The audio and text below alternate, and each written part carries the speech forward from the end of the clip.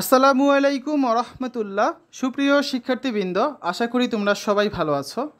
এই ভিডিওটা তৈরি করছি অষ্টম শ্রেণীর শিক্ষার্থীদের জন্য।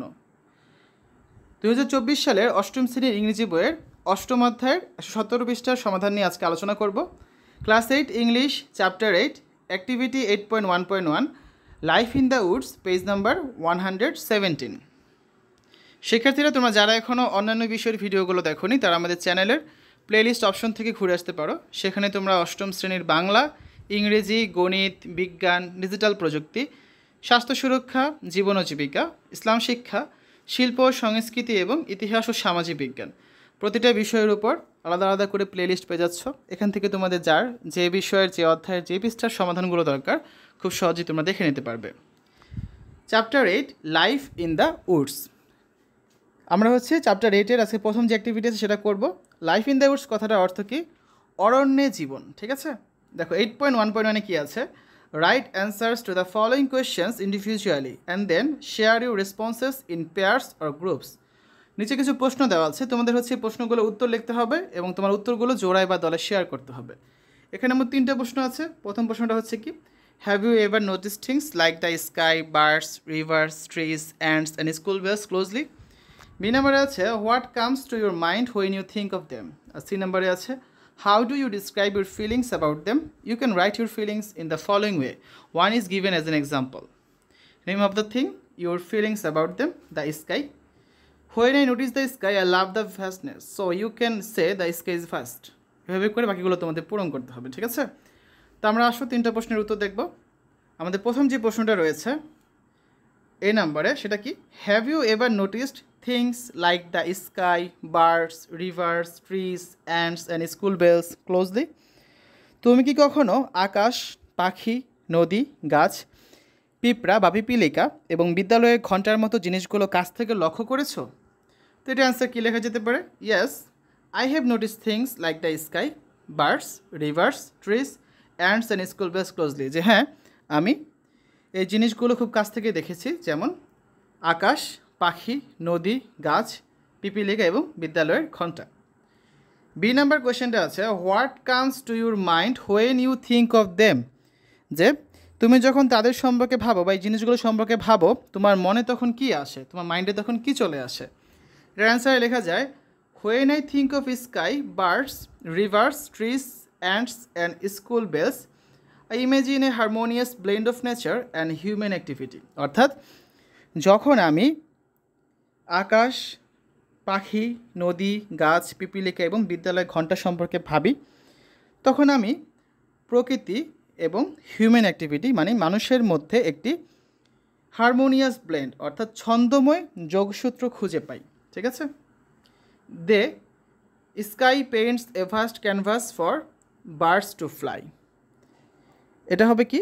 যে আকাশ তার, এটা দে হবে না, দা হবে। ঠিক আছে, আকাশ তার বিশাল ক্যানভাসে এঁকেছে পাখিদের উড়ার জন্য। Rivers to flow and trees to sway, অর্থাৎ নদীগুলো প্রবাহিত হওয়ার জন্য এবং গাছপালা আন্দোলিত হওয়ার জন্য। সোয়ে মানে কি? আন্দোলিত হওয়া, আর ফ্লো মানে প্রবাহিত হওয়া। Ants freely navigate this environment, পিপীলিকারা স্বাধীনভাবে এই পরিবেশে ঘুরে বেড়ায়। While school bells punctuate the rhythm of learning and life. আর অন্যদিকে বিদ্যালয়ের ঘণ্টা লেখাপড়া এবং জীবনের ছন্দের উপর জোর প্রদান করে। ঠিক আছে, পাংচুয়েট মানে কি? জোর প্রদান করা। তারপর সি নাম্বার কোয়েশ্চেনে আছে how do you describe your feelings about them? You can write your feelings in the following way, one is given as an example. যে তুমি তোমার অনুভূতিগুলো এদের সম্পর্কে কীভাবে ব্যক্ত করবে, নিচের মতো করে তোমার অনুভূতিগুলো লিখতে পারো, একটি উদাহরণ হিসেবে দেওয়া হলো। তো এখানে একটা ছক করে তোমাদের বইয়ে দেওয়া আছে, তো ছকের মধ্যে কথাগুলো লিখবে, আমি এখানে এমনি লিখে দিচ্ছি। Name of this things and your feelings about them, যে জিনিসের নাম বা বস্তুর নাম এবং তাদের সম্পর্কে তোমার অনুভূতি। এটা করে দেওয়া ছিল দ্য স্কাই, আকাশ সম্পর্কে বলা ছিল যে when I notice the sky I love its vastness, so you can say the sky is vast. যখন আমি আকাশকে লক্ষ্য করি আমি এর বিশালতাকে ভালোবাসি, সুতরাং আমি বলতে পারি আকাশ বিশাল। পরেগুলা এখানে দেখছি তোমরা, এগুলো এই ছকটা ছিল তোমাদের বইয়ে, এই ছকের মধ্যে লিখবে। ঠিক আছে, এই ছকের মধ্যে তোমাদের লিখতে হবে। বার্ড মানে পাখি সম্পর্কে কি বলা যায়? When I notice a bird, আমি যখন একটি পাখি দেখি, I like it's beauty and freedom, আমি এর সৌন্দর্য এবং এর যে স্বাধীনতা আছে সেটা পছন্দ করি। Their colourful feathers and melodious songs bring joy to the natural world. তাদের যে রঙিন পালক আছে এবং তাদের যে মধুর গান আছে, এই গান হচ্ছে প্রকৃতির রাজ্যে আনন্দ নিয়ে আসে। I can say birds enhance the beauty of nature. তাই সুতরাং আমি বলতে পারি যে পাখিরা হচ্ছে প্রকৃতির সৌন্দর্য বর্ধন করে। রিভার বা নদী সম্পর্কে কী বলা যায়? When I think of a river, যখন আমি একটি নদী সম্পর্কে চিন্তা করি বা ভাবি, I appreciate its continuous flow and its role in shaping the landscapes it goes in. যখন আমি এটা নদীর কথা চিন্তা করি, আমি তখন এর অবিরত যে বয়ে চলা এবং এর যে প্রবাহ রয়েছে, প্রবহমান পথে ভূমি গঠনের ভূমিকার প্রশংসা করি। So rivers are lifelines for numerous ecosystems and communities. সুতরাং বলা যায় কি, নদীগুলো হচ্ছে অসংখ্য বাস্তুতন্ত্র, ইকোসিস্টেম এবং কমিউনিটিস মানে সম্প্রদায়ের জন্য লাইফলাইন অর্থাৎ জীবনরেখা। তারপর আছে ট্রি মানে গাছপালা বা বৃক্ষ সম্পর্কে কী বলা যায়? When I notice a tree, আমি যখন একটি গাছ দেখি বা গাছকে লক্ষ্য করি, I am astonished by its generosity, আমি হচ্ছে এর উদারতা দেখে মুগ্ধ হয়ে যাই। ইট প্রোভাইডস অ্যাজ শেল্টার, এটা হবে আস, ঠিক আছে? ইট provides us shelter, foods, clothes, oxygen and beauty to our natural world.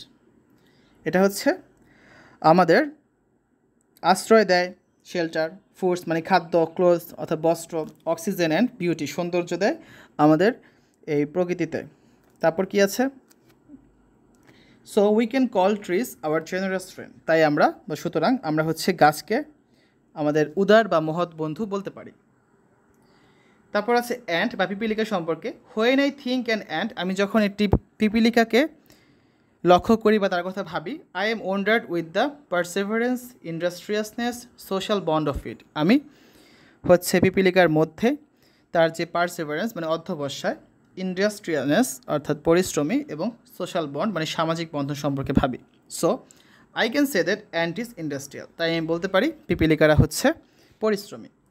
সবার লাস্টে যেটা ছিল দ্য স্কুল বেল, বিদ্যালয় ঘণ্টা সম্পর্কে কী বলা যায়? When I think of school bell, আমি যখন বিদ্যালয় ঘণ্টা সম্পর্কে ভাবি, I love its distinct sound which indicates the beginning and ending of lessons.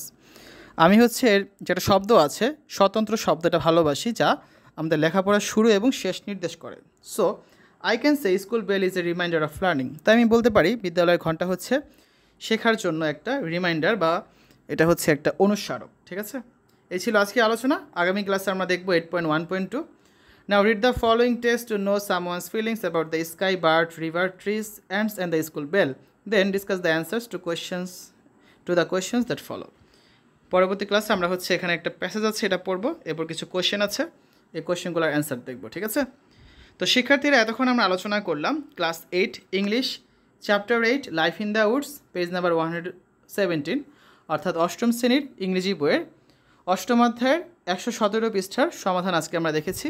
আশা করি ভিডিওটা তোমাদের কাছে ভালো লেগেছে।